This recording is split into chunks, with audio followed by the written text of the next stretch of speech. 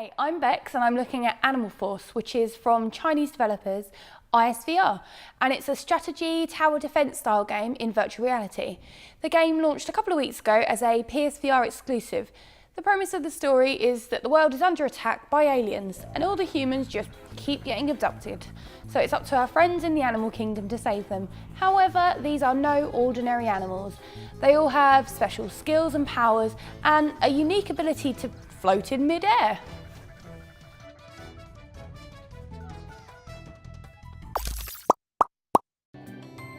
Animal Force at its very core is similar to a tower defense game. However, instead of towers, you have your crew of animals to help you out against the various enemies that the aliens throw at you. The campaign mode is set on a colourful, blocky Earth, where you manoeuvre around to where all the alien ships are attacking next, using the move controller, which is styled as a rocket ship carrying your animals. Each fight happens in a different area on the Earth, and in each one you can only choose 3 different types of animals to take to battle, so you need to pick the ones with the best abilities for the enemies. Some of them are perfect for short range attacking, others offer shields or a very powerful attack. So you start with just 3 guys helping you out, but as you kill enemies you spawn multiple animals to aid you. You need to make sure you grab them quick when they spawn, else they just float off the screen, never to be seen again. When you have reached your team capacity, you start getting stars for killing enemies instead. You also get these stars at random points during a fight, but you need to touch them with the rocket for it to count.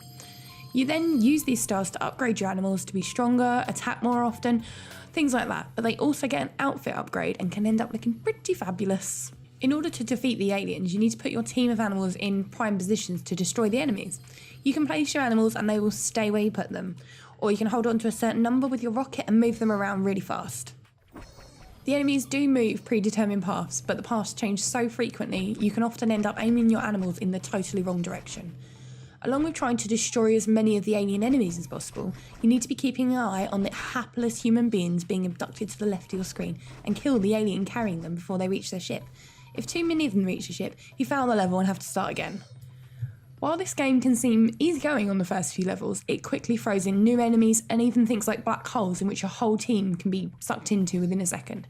Enemies change as per levels, so some have giant lasers, some are incredibly difficult to kill, others target your rocket, some turn invisible. The amount of different enemies in this game is huge. You need the right selected skilled animals to defeat specific ones. Trouble is, you don't know what kind of enemies you're going to encounter in each level, so you go in blind with your dream team ready to cause a rumpus, and you see what happens. This for some of the low levels can work, but on levels where you need a really specific skill set, it's so annoying just to have to lose because you didn't know what you needed. Another thing I found irritating is your animals die after one hit, so it's important and extremely difficult to keep them safe. But the enemies can take lots of hits depending on their type, but they don't have health bars. So for instance, there were these particular enemies that looked to me a bit like cauldrons, and the game tells you that their special skill is hard to kill, but with no health bar, it was difficult to know how to attack them and with what animals.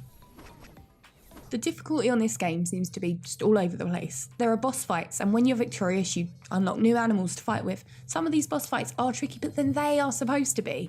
But then I'd go into a normal level, and it would throw everything it had at me. One level in particular, I think I had to play 7 or 8 times to get through. And to be honest, if I was not reviewing this game, I would have given up then and there, as it didn't feel like there was any strategy or skill involved in winning, just luck.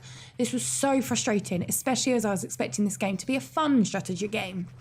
Tracking wise, it was generally good, but when it did throw out, it was just the most irritating thing ever, especially considering how difficult some of the levels were. I'd be close to winning and try and pick up one animal individually, and would end up grabbing everyone and throwing them into the path of the enemies.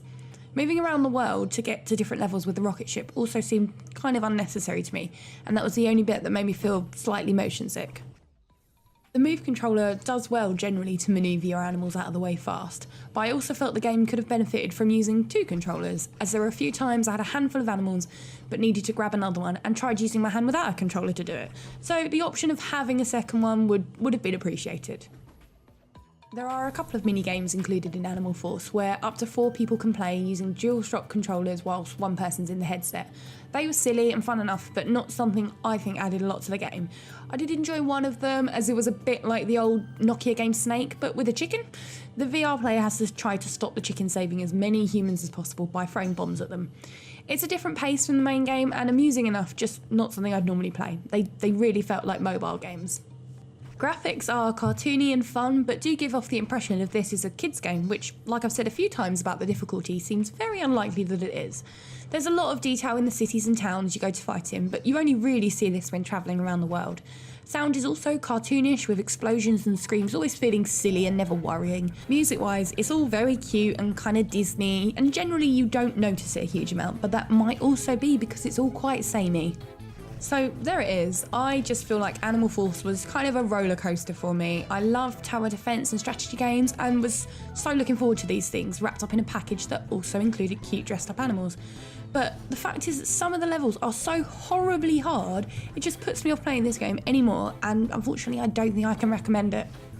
Thank you for watching, and as ever, remember to subscribe for more VR content. Goodbye!